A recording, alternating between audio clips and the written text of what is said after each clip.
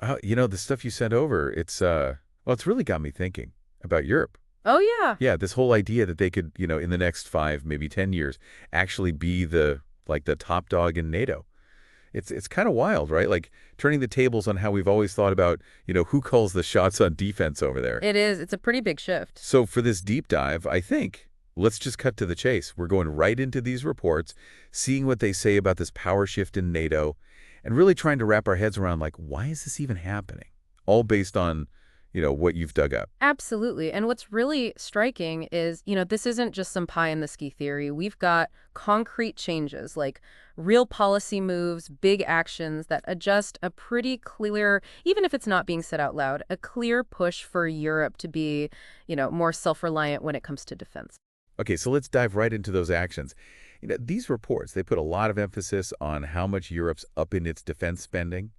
Germany, 100 billion euros for modernization right after Russia goes into Ukraine. Come on, that's massive. Yeah, no, it's a huge investment. And the fact they're going for F-35s, committing to that 2% of GDP on defense that NATO wants, it just feels like it's more than just, oh, let's upgrade some stuff. It's like a total rethink strategically. Right. What's the real story there? Why would a country like Germany, they're usually pretty cautious, right? Why make such a bold move? Well, I think what it really shows is Germany's view of its own role in keeping Europe safe. It's changed fundamentally. For ages, there was this hesitation, do we really need a strong military? But now, with a real threat right there in Europe, it's like they've realized, being race and talking things out, it's not enough. You need to be able to defend yourself seriously if you want stability in Europe. Right. Now, buying those F-35s, that's interesting. Made in the USA, right? It means they can work easily with NATO forces now. But it also might suggest that in the short term, they just need really advanced tech stuff maybe European companies couldn't provide fast enough or on that scale. Oh, I see. But zooming out, that modernization plan, that's Germany saying, we're in this for the long haul. We're building a serious military. Yeah, that makes sense. And it's not just them, is it? France, 413 million euros all the way to 2030. That's like an even longer game they're playing, right? Focusing on their nukes and, well, the whole European security situation. It's not about just reacting to, like, the crisis of the day. It's about, being a real power player for a long time. Exactly. France has always pushed for Europe to be more independent strategically, and putting this much money, this commitment behind it, well, it just underlines that ambition. The nuclear focus, that shows they believe Europe needs its own way to, make sure people think twice about messing with them. And the rest of that money is them saying, we want to be the ones shaping European security, no matter what's going on in the world at any given moment. It's a statement, for sure. And like you said, it's not just France and Germany. These reports, they show lots of EU countries are boosting their defense budgets. It's like they've all woken up to this shared responsibility. It really is. And all this money, it's not just sitting around, right? It's going into creating their own, European defense stuff. Like the European Defense Fund, the EDF, 8 billion euros. It's all about Europe working together on military tech, right? Not just relying on other countries to supply them. Right. So what kind of cool, cutting-edge stuff could we see coming out of things like this? And, are there any bumps in the road they might hit trying to do all this together? Well, the really exciting thing about the EDF is it could lead to breakthroughs in things that are going to be crucial for defense in the future, like using AI for military purposes, advanced materials, cybersecurity, stuff like that. Right, the futuristic stuff. Exactly. But the tricky part is you've got to get past all the national interests. Every country wants their own companies to benefit, right? So you have to make sure these projects are really helpful for everyone involved, not just a way for one country's big company to win. Makes sense. And then there's the bureaucracy, different countries having different priorities. It can all slow things down. But still, that money, it's a clear sign they're serious about creating a European defense industry that's strong and innovative. Yeah, they're putting their money where their mouth is, so to speak. And then there's this PESCO, right? Permanent Structured Cooperation. Sounds a bit like, EU jargon. Yeah, a bit. But the report gives examples like making it easier to move troops around Europe, building warships together. It sounds like they're really trying to make their forces work better, more as one unit. Yeah, that's the idea. So how is this different from just like normal military exercises that allies do? That's a good question. Exercises are important, don't get me wrong. It's how you learn to work together. But PESCO, it's like legally binding. Countries sign up and they have to promise to increase their defense budgets regularly, work together on new weapons and equipment, and actually be ready to fight together if they need to. So it's a bigger commitment. Much bigger. The goal is to, Europe's defense has been kind of fragmented, different countries doing their own thing. PESCO's trying to fix that by making cooperation like built-in, permanent. That military mobility project, for instance, that's about cutting through all the red tape, improving roads and stuff so they can move troops and equipment quickly anywhere in the EU. If there's a crisis, you got to be able to respond fast. Makes sense. And it means they don't have to rely on, say, the U.S. to move things around within Europe. Exactly. Now, there's also this European Intervention Initiative, EI2, led by France, right? The report says it's about 13 European countries who want to be able to, like, do military stuff, but without NATO or the U.S. So, unlike PESCO, which is about, like, long-term cooperation and all that, this is more about, being ready to act independently. Right. So, what kind of situations would this EI2 be, like, perfect for? It's for when you need to move fast, be flexible, and maybe, there isn't agreement within all of NATO to do something, or the U.S. doesn't want to get involved. I see. Think of smaller operations, maybe around the edges of Europe, or humanitarian crises where things could get dangerous, or even counterterrorism, where you need a small group of countries who are willing and able to just get in there and do what needs to be done. A rapid response team. Exactly. And the way they're set up, their command structure, it's meant to be more agile, less bureaucratic than the big NATO machine. So more nimble, more focused. That makes sense. And then we've got the European Sky Shield Initiative. Germany's leading this one with 17 EU countries on board, and they're creating their own missile defense system. That feels like a very direct step towards, not needing the U.S. to protect them from the sky. Oh, absolutely. It's a big deal. They're working together to create a multi-layered air defense system that covers all of Europe. What are the big takeaways from Europe doing this themselves, building their own missile shield? Well, first off, it means they're less vulnerable. They can protect themselves from attacks from the air without having to depend on U.S. systems, especially if there's a conflict. It's also a strong message. Europe's serious about taking care of its own security. Right. Now, the tricky part will be making all the different pieces from all these different countries work together smoothly and making sure it can actually stop a whole range of threats. That's going to be complex, and it'll take time. A big project for sure. So we're seeing these multiple layers, right? More money, joint defense projects, and this drive to be technologically independent. Like with that Future Combat Air System, the FCAS, France, Germany, Spain, teaming up to build a sixth-generation fighter jet, aiming to be as good as or even better than the US F-35. That's a pretty ambitious goal, technologically speaking, isn't it? What are they trying to do differently, and what does it tell us about their long-term plans? They want a fighter jet that's packed with tech that's even more advanced than the F-35. Think AI-powered systems for combat, directed energy weapons, and the ability to connect seamlessly with other systems in a combat cloud. Wow. It's them saying, we're not just going to buy the latest gadgets from others, we're going to be the ones inventing them. This long-term vision. It's about Europe wanting to dominate the skies with their own tech, not relying on the U.S. or anyone else for the next few decades. It's like a declaration of independence, in a way. And then there's the Eurodrone project. Building their own drones instead of using U.S. Predators and Reapers. It's about having that autonomous capability for surveillance, maybe even combat, without needing someone else's equipment. It's about having their own eyes in the sky, right? Exactly. Nowadays, everyone sees autonomous systems as essential for modern warfare.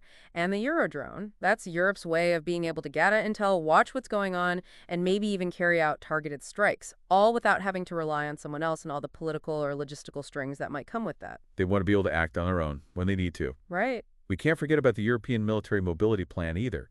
Maybe not as exciting as fighter jets, but being able to move troops and equipment quickly across Europe without needing U.S. logistics. That's basic, but super important if you want to be truly militarily independent. That's essential. It's about having the infrastructure, the roads, the railroads, and the streamlined processes in place to react quickly and independently. Exactly. If you can't get your forces where they need to be quickly and efficiently, it doesn't matter how good your tech is. This plan is about getting rid of those bureaucratic roadblocks, improving transportation systems, and making sure all the rules and regulations are consistent across the EU. So lots of concrete steps towards a stronger, more independent European defense setup. But what happens if this keeps going? What if Europe really does take the reins in NATO? These reports you gave me, they suggest some pretty big changes, starting with, the U.S. maybe having less influence in European security. Yeah, that makes sense, right? If Europe's taking on more responsibility, building up their own forces and tech, they're naturally going to rely less on the U.S., which means the U.S. has less say in what happens. So less U.S. control over NATO operations, maybe Europe going its own way on foreign policy, even if it clashes with what the U.S. wants. It could really change how the U.S. and Europe interact, couldn't it? For sure. We might see Europe taking action that doesn't quite match U.S. goals, or even acting when the U.S. would rather stay out of it. That could lead to some tension within NATO, and they might have to figure out a new balance of power. It's like a whole new dynamic. And there's that worry, right, about whether NATO can stay united. The reports talk about Eastern European countries, the ones closest to Russia. They might still see the U.S. as their main protector. If they don't feel safe enough with their Europe-led NATO, they might try to get closer to the U.S. on their own, right? Wouldn't that kind of defeat the purpose of having a unified NATO? It would definitely be a problem. Those Eastern European countries, they're laser focused on making sure Russia doesn't try anything. And for a long time, they've seen the U.S. as the main force stopping that. Right. If they think a Europe-led NATO isn't strong enough or willing enough to protect them, they might go looking for guarantees directly from Washington. And that could create a two-tiered system where some countries are closer to the U.S. than others, not good for NATO unity. No, not at all. And these changes, they go beyond just the military and politics, right? The reports talk about economic shifts, changes in the defense industry. If Europe's buying more of its own weapons, investing in its own companies, wouldn't that mean less business for the big U.S. defense companies? Oh, yeah, definitely. As the European defense industry grows, with more money from their own governments and those joint projects, they'll be taking a bigger slice of the European market. The European companies like Dassault, Airbus, Rheinmetall, they could really take off, and that might come at the expense of U.S. companies like Lockheed Martin and Boeing, who's been selling a lot to Europe. So it's like a win for some, a loss for others. Right, and the reports even mention Europe trying to be more energy independent. France and Germany expanding their nuclear power so they rely less on U.S. gas. It's all part of this bigger trend of Europe standing on its own 2 feet. Yeah, it's all connected. But the reports also point out some pretty big obstacles, things Europe needs to overcome to really be ready to take charge in NATO. Like, they don't have a unified, strong nuclear deterrent like the U.S. does. That's a big deal, right? The U.S. has been providing that security blanket for a long time. It's a major challenge. France has nukes, but there's no joint European nuclear force that can compare to the U.S. And that could leave Europe vulnerable in a serious crisis. They might not be able to act decisively without the U.S. backing them up. I see. And then there's the whole issue of, actually changing how NATO is structured. It's been dominated by the U.S. for decades.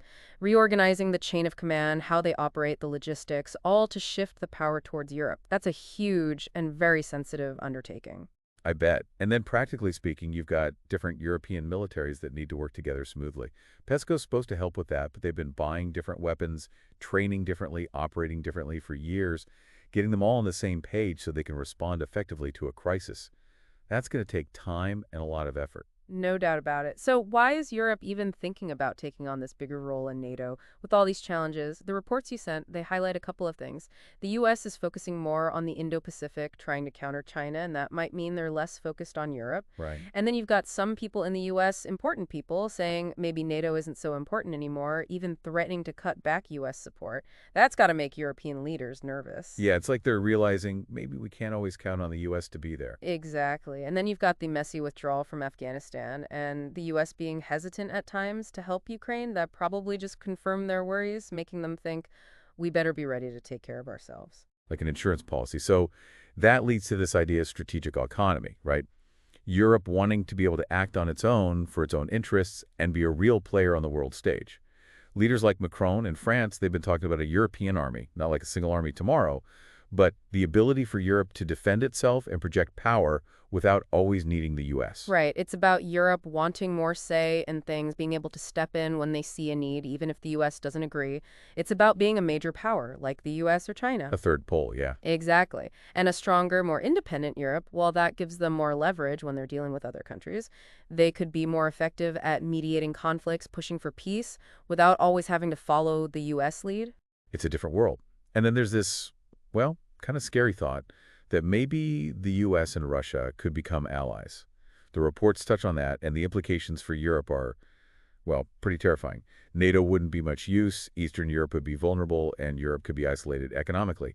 It's a worst-case scenario, but it's enough to make people in Europe sit up and pay attention. Oh, yeah. If that happened, Europe would be in a really tough spot. It'd be caught between two superpowers with totally different goals.